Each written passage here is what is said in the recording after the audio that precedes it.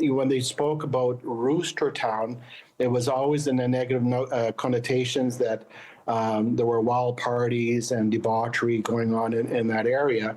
Métis leaders say the city of Winnipeg should have done a better job consulting before they renamed Pan Am Park to Rooster Town Park.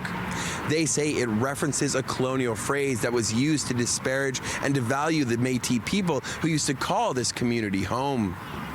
Rooster Town was a name given by the city of Winnipeg to coin a group of individuals, a group of Métis citizens who are Indigenous, who lived a traditional life in that area, and to discredit them from the rest of society, to justify the expropriation of land. Archival documents show in 1959, the city of Winnipeg approved giving the residents of Rooster Town, called Pecan Town to those who live there, $75 to help them find new accommodation, referring to community members as squatters. Vice President of the Winnipeg region of the Manitoba Métis Federation says a historic wrong by the city and negative publicity at the time has been acknowledged, but says more should have been done to consult the community before the park was officially renamed. All of a sudden, City Hall approved a renaming without any consultation, which is again a sign that, colonization, that they know better. They think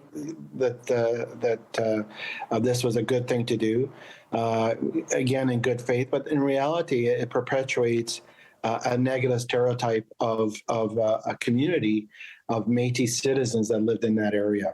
City News reached out to the city of Winnipeg with Carrier's concerns. They provided a statement explaining the city collected public feedback and input on the renaming request. At the official renaming ceremony Tuesday, city officials unveiled the new name, but also a marker acknowledging the history of the site and the Pecan Town name. Family members of those displaced were encouraged by the acknowledgement. For me, myself, define yourself, you have to know where you come from.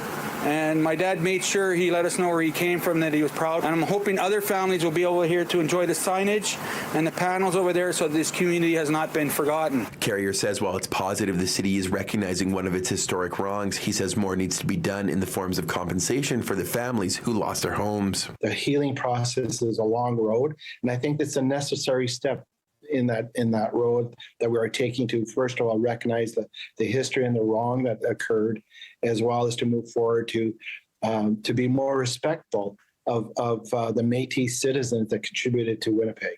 In Winnipeg, Modjeski, City News.